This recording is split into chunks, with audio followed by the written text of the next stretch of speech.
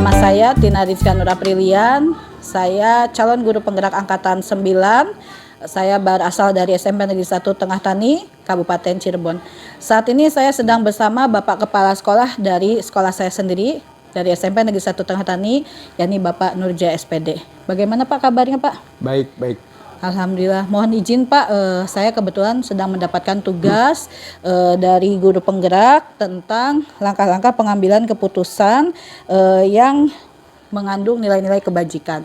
Nah, untuk selama ini mungkin Bapak sebagai kepala sekolah sudah memakan asam garam bertahun-tahun mengenali bagaimana kondisi di sekolah. Nah, pasti tentu saja banyak permasalahan-permasalahan yang terjadi ya Pak di setiap sekolah dengan berbeda kultur, berbeda juga permasalahan yang dihadapi. Mungkin yang ingin saya tanyakan yang pertama Pak, selama ini bagaimana Bapak cara mengidentifikasi kasus-kasus yang merupakan dilema etika atau bujukan moral? Seperti itu. Mungkin dilema etika. Pada kenyataannya saya itu jarang mengidentifikasi masalah secara administrasi. Kebanyakan saya itu tahu masalahnya langsung sendiri karena saya itu tidak selalu duduk di belakang meja, tidak selalu diam di ruangan ini. Walaupun saya guru penggerak, saya itu selalu bergerak-gerak. Jadi kepala sekolah yang banyak geraknya itu mungkin saya. Betul. Saya setiap hari keliling sekolah aja itu lebih dari sekali. Kadang-kadang kasus anak lebih dulu tahu saya daripada Wakasek. Kadang-kadang kasus anak, ini kadang-kadang ya. Kadang-kadang kasus anak itu saya mengetahui lebih dulu, malah saya kadang-kadang memberikan laporan kepada guru yang dalam hal ini berkompeten, pembina OSIS, kesiswaan untuk menangani masalah ini. Proses saya mengidentifikasi itu ya jaranglah saya menerima laporan ada siswa yang ini itu, kebanyakan saya tahu sendiri. Tetapi saya responsif kalau ada laporan dari guru atau dari Wakasek kesiswaan, saya selalu responsif, saya tanggap dan segera bertindak gitu. Karena tidak boleh menunda-nunda masalah yang harus bisa hari ini harus diselesaikan gitu. Berarti dengan kata lain Bapak mengidentifikasinya juga langsung terjun langsung ya Pak? Seringnya begitu saya. Langsung terjun langsung, iya. Kemudian bagaimana Bapak menjalankan pengambilan keputusan di sekolah, terutama pada kasus-kasus di mana ada dua kepentingan yang sama-sama benar atau sama-sama mengandung nilai kebajikan? Jadi Bapak menemukan kasus, misalkan di kita ini ada anak, ya benar si anak ini tidak sekolah karena sakit, tetapi benar juga anak ini kalau melihat dari teratur aturan sekolah harus minimal kehadiran gitu, seperti itu. Pada hakikat itu tidak ada masalah yang bisa membuat kita berada pada posisi memilih satu benar, dua benar. Pasti salah satu ada yang tidak baik. Hidup itu kan pilihan. Ada dua hal yang bertentangan, kanan, kiri, utara, selatan itu. Jadi setiap ada masalah mesti ada penyelesaian yang banyak manfaatnya dan lebih mana yang banyak mudaratnya. Saya ambil yang banyak masalahnya. Betul. Jadi tidak ada masalah yang sulit sebetulnya. Kalau kita berpegang teguh kepada prinsip-prinsip kebenaran. Karena antara yang benar dan salah itu bedanya sangat jelas gitu. Iya, betul sekali. Nah, berarti kan tadi Bapak sudah tadi benar atau salah. Nah, sekarang langkah atau prosedur apa yang biasanya Bapak lakukan ketika mengambil keputusan? Selama saya 7 bulan di sini ada kasus, ini contoh soal aja langsung ya. Iya, contoh kasus saja, ada anak yang kalau di sekolah tidurnya melampaui batas lah. Kalau tidak tidur mengganggu temannya. Nah itu kan akhirnya diberi peringatan terus sampai saya ketemu langsung dengan orang tuanya. Sesudah diberi peringatan berkali-kali, akhirnya anak itu terpaksa karena melakukan suatu tindakan yang membahayakan teman-temannya. Anak itu dikeluarkan dari sekolah ini, tetapi tidak dikeluarkan sampai dengan menutup masa depannya. oleh kami diberikan solusi supaya pindah ke sekolah lain. Sudah ada 2 yang kasusnya kayak gitu di sekolah kita itu. Jadi tidak sampai kita ini memutuskan atau mengeluarkan anak dengan memberikan masa depan yang suram, tetapi memberikan solusi supaya anak itu bisa menerima haknya sebagai warga negara untuk menerima pendidikan. Kan pasal 31 itu setiap warga negara berhak memperoleh pendidikan yang layak. Itu yang saya pegang. Iya, betul. Nah, berarti selama ini hal-hal apa yang Bapak anggap paling efektif dalam pengambilan keputusan dalam kasus dilema etika? Hampir semua pelanggaran di sekolah itu bersumber pada etika ya. Dalam pelanggaran etika itu sebetulnya tidak ada dilema. Karena beda yang baik dengan yang buruk kan itu jelas. Jadi yang selalu melanggar etika kami peringatkan tidak henti-hentinya. Kalau diperingatkan masih tetap saja dia tidak ada perubahan, malah membahayakan, malah menjadi-jadi, ya akhirnya kita memberikan tindakan tegas. Karena prinsipnya kita itu begini, dalam suatu sekolah itu ibarat penumpang dalam satu perahu, saya nakodanya. Iya. Kalau ada siswa yang nakal, itu sama saja penumpang perahu yang nakal bisa menenggelamkan semuanya. Daripada tenggelam semuanya, lebih baik satu anak ditenggelamkan. Itu begitu. Iya. Cuma penenggelaman kita ini tetap dengan solusi, dengan manusiawi yang bisa dia tidak kehilangan masa depannya. Itu prinsipnya. Iya, jadi ada alternatif lain ya supaya dia Iya. tidak sampai putus sekolah. Iya. Nah, hal-hal apa saja yang selama ini merupakan tantangan dalam pengambilan keputusan pada kasus-kasus dilema etika?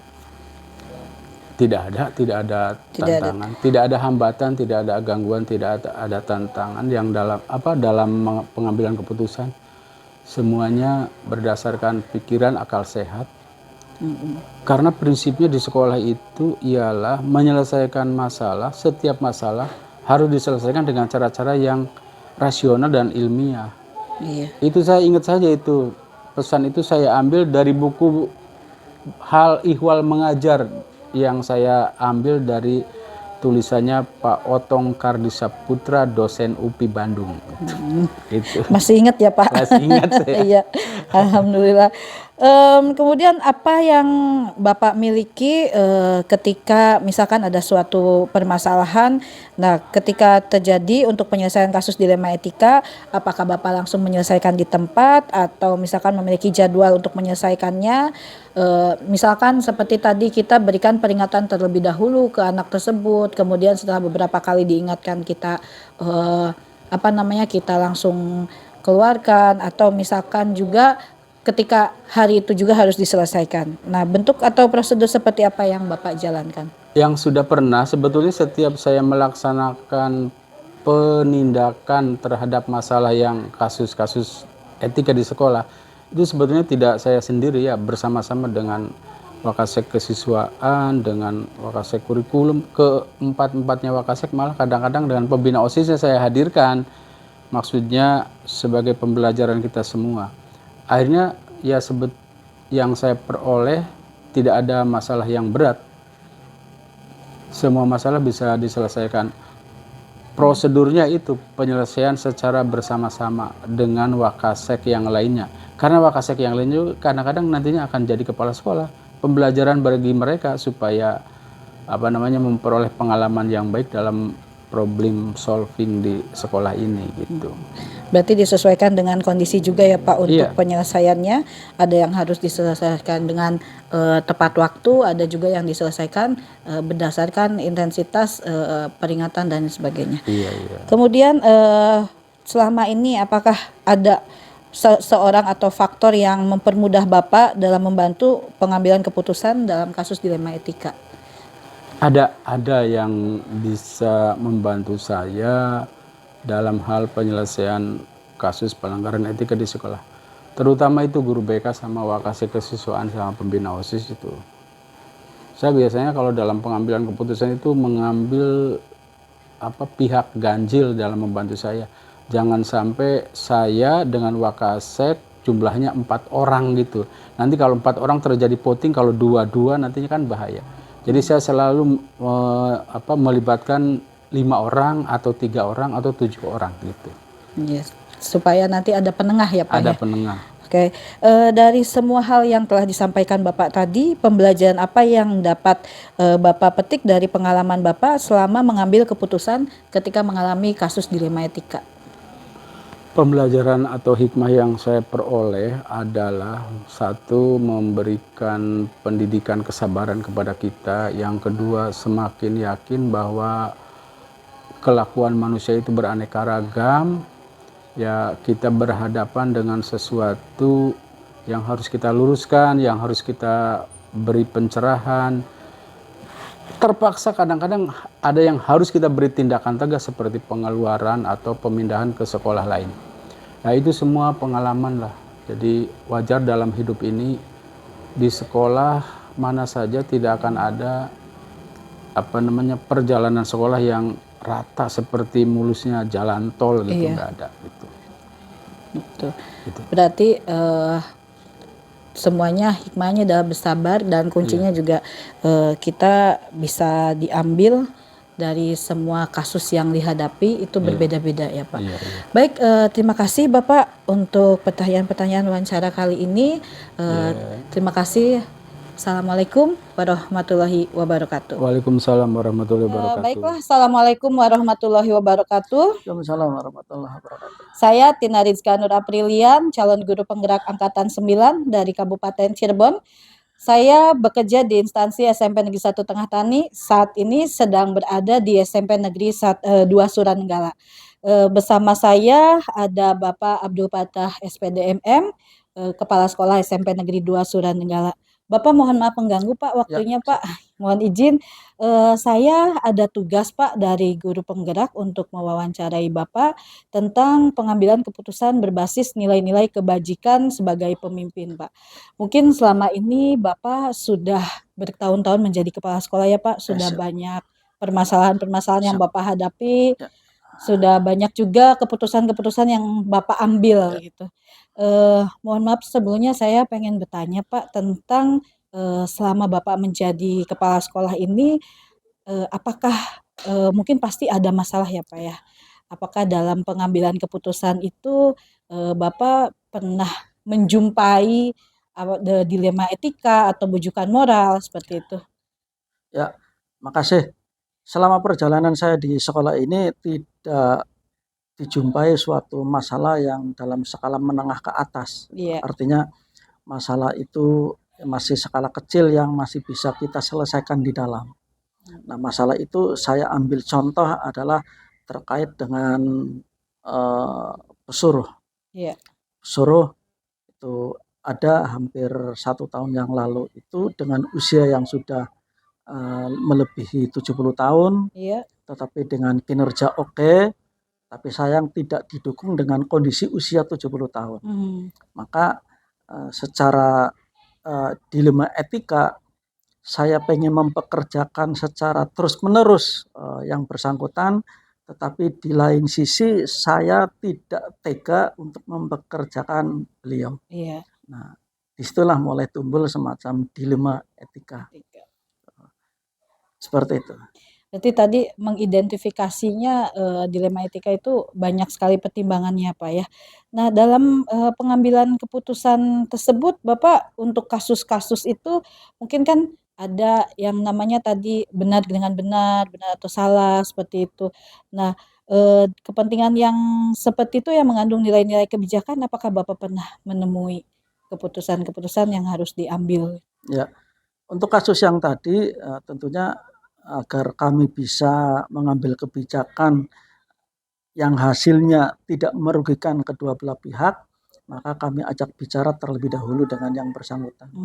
Bicara dengan baik-baik, dengan kami ajak bicara tentang latar belakang sekolah ini, dengan kemampuan yang bersangkutan. Maka ketika kami nantinya akan mengambil kebijakan, akan mudah diterima oleh yang bersangkutan. Tentunya sebelum kami mengambil kebijakan juga kami harus mengambil pandangan dari teman-teman yang sudah lama di sekolah ini, yaitu teman-teman wakil kepala sekolah, agar dalam kami mengambil kebijakan itu lebih kuat Iya. dalam eh, memberikan alasan kepada yang bersangkutan. Hmm. Berarti tadi untuk itu bisa dikatakan bahwa penjaga itu misalkan betul dia masih bisa bekerja di sini, tetapi betul juga kalau kita mempekerjakan beliau dengan usia yang sudah sepuh mungkin Ya, akan menjadi suatu permasalahan nantinya permasalahan juga. gitu. Jadi banyak sekali pertimbangannya ya Pak ya. Ya, Nah, langkah-langkah atau prosedur apa yang selama ini Bapak lakukan untuk mengambil keputusan? ya.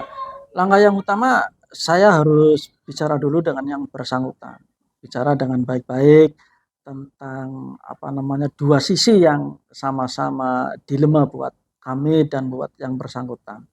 Ketika kami bicara memberikan pemahaman yang luas kepada yang bersangkutan, kemudian kami juga ajak bicara teman-teman wakil, kemudian kami juga mengajak bicara ke teman-teman yang mungkin lebih paham tentang orang yang bersangkutan gitu. Hmm. Artinya dalam mengambil kebijakan ke depannya, kebijakan ini bisa diterima oleh pihak sekolah, juga bisa diterima oleh pihak yang bersangkutan.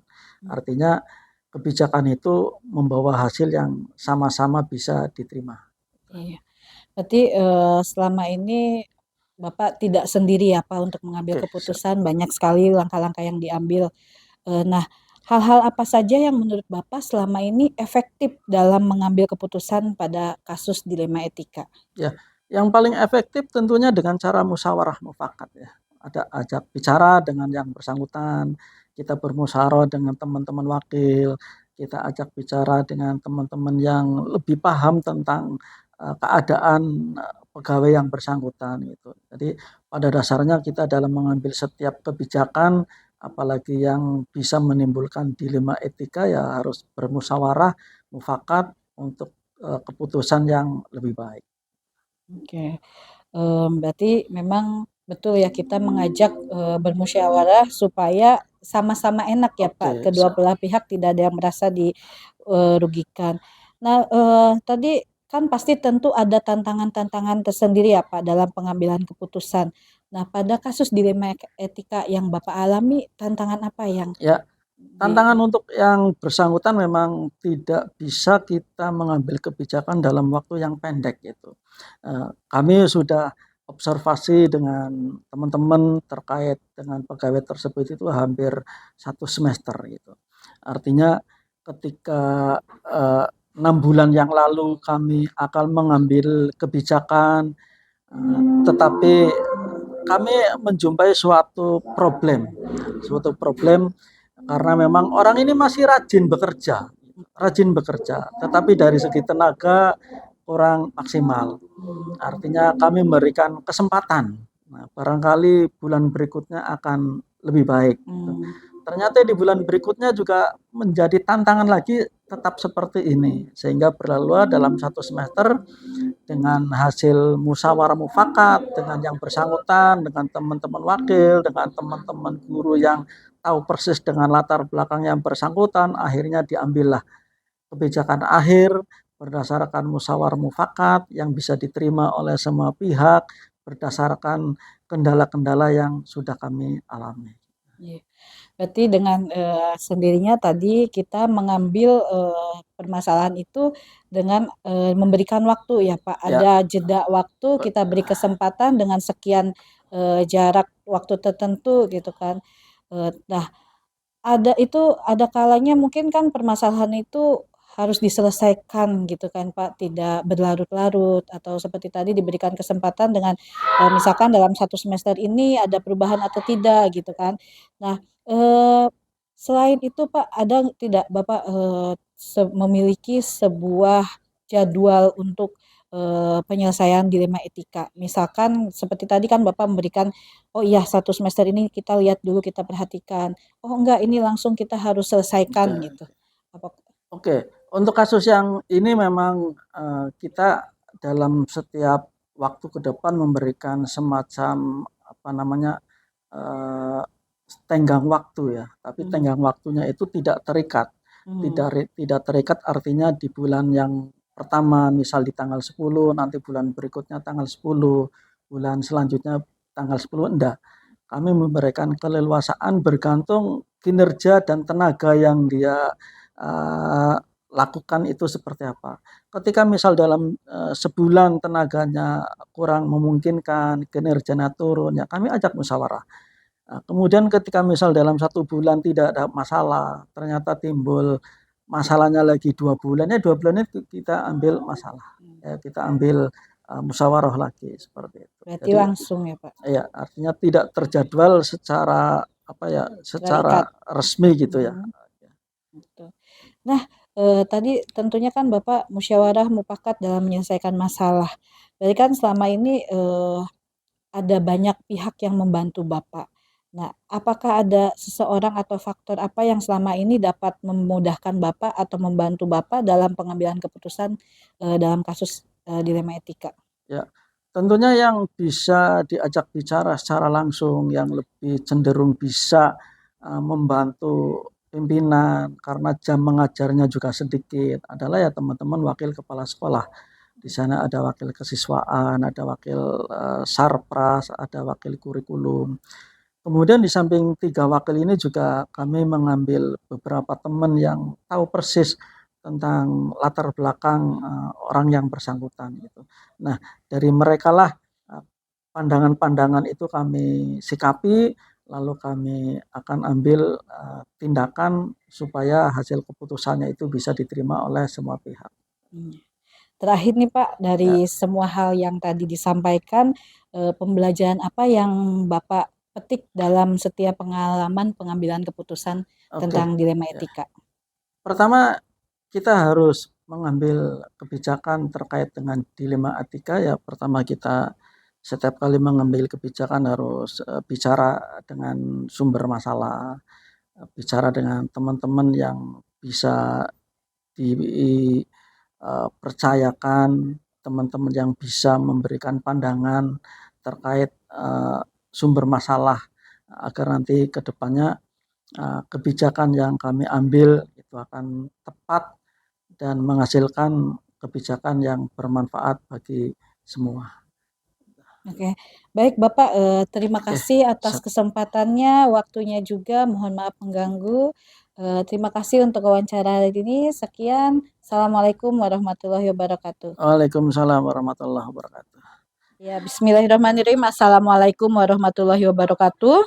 Waalaikumsalam warahmatullahi wabarakatuh. Saya Tina Rizka Nur Aprilia, calon guru penggerak Angkatan 9, bekerja di instansi SMP Negeri 1 Tengah Tani, Kabupaten Cirebon.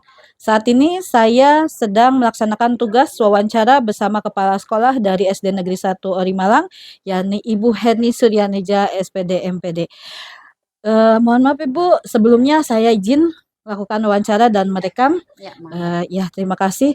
Ibu, saya sedang ada tugas tentang wawancara pengambilan keputusan yang berbasis nilai-nilai kebijakan sebagai pemimpin mungkin. Selama ini Ibu bergerak dari guru penggerak ya Bu ya, Iya. sehingga banyak sekali ilmu-ilmu yang didapatkan dan pada faktanya mungkin bisa diterapkan di dalam keseharian sehari-hari di sekolah tentunya. Nah, untuk yang pertama saya ingin bertanya Bu tentang bagaimana selama ini Ibu mengidentifikasi kasus-kasus yang merupakan dilema etika atau bujukan moral? Ya, yang pertama sebagai kepala sekolah yang baru di sini, saya berangkul semua guru yang ada di sekolah, stakeholder yang ada di sekolah, baik guru, siswa, orang tua, komite. Jadi 4 itu adalah bagian terpenting dari saya mengambil sebuah keputusan di sekolah. Untuk mengidentifikasi masalah, orang berempat itulah yang menjadi masukan bagi kepala sekolah untuk terbentuknya suatu keputusan yang bijaksana. Gitu.